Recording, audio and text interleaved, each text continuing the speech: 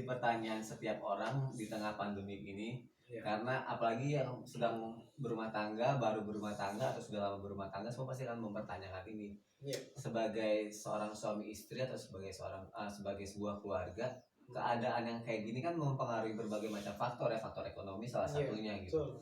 Nah, sedangkan kita pemerintah menganjurkan kita di rumah aja supaya memutus rantai COVID-19 ini.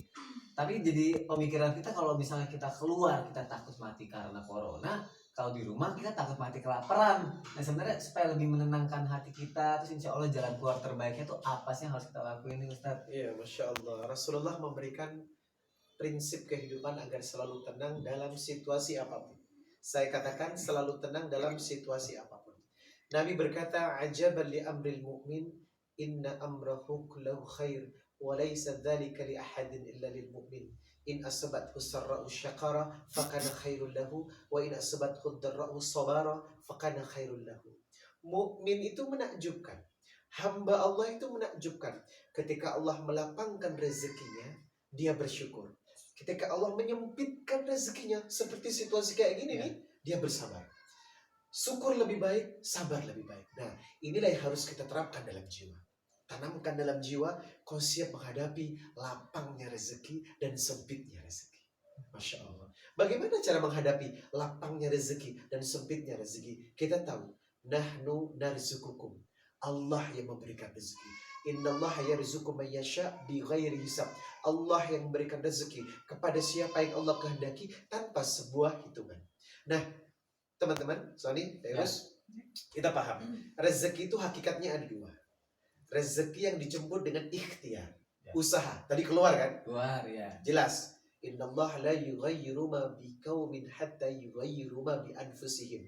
Allah tidak akan pernah merubah nasib kecuali kita berusaha dengan tenaga kita.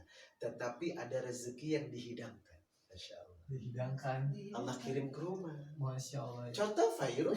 Iya. Seperti endorse. Endorse datang. Rekening kling kling kling kling. Itu dihidangkan loh. Benar. Masya Allah. Itu Nggak kan belum. ada kok, maksudnya kalau kita kan adalah kebuka gitu pintu rezekinya. Tapi kan untuk orang-orang yang kayak pengemis jalanan gitu, tukang ojek gitu kan, mereka kalau nggak keluar ya nggak dapat uang. Kita harus situasi seperti ini kita harus cari rezeki yang dihidangkan Allah. Kita buka surat Ali Imran ayat 37. Kullama dakhala 'alaiha Zakaria al-mihrab. Ketika Zakaria masuk ke mihrabnya Maryam, Zakaria kaget. Wajada 'indaha rizqa, melihat hidangan yang melimpah. Padahal kamarnya Maryam ini dikunci oleh beliau. Tidak ada yang masuk satu orang pun ke kamarnya Maryam. Jadi wanita suci ini dikunci sama Zakaria, tapi kaget sampai dia bertanya, "Ya Maryam, qala ya Maryam, anna laki hadha?" Dari mana hidangan minuman dan buah-buahan ini? Qalat, Maryam menjawab, "Huwa min indillah." Ini turun langsung dari langit dari Allah. Masya Allah. Ditutup dengan kalimat innallaha yarzuqu man yasha bighairi hisab. Allah memberikan rezeki kepada siapa yang Allah kehendaki. Orang itu khusus di hadapan Allah dan orang itu diberikan rezeki tanpa sebuah perhitungan. Masya Allah. Masya Allah. Bagaimana cara agar kita bisa mengundang rezeki? Nah itu dia.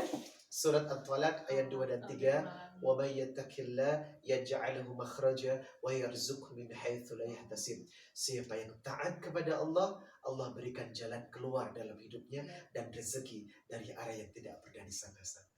Berarti satu kuncinya, layani Allah, ihfadillah yahfadka.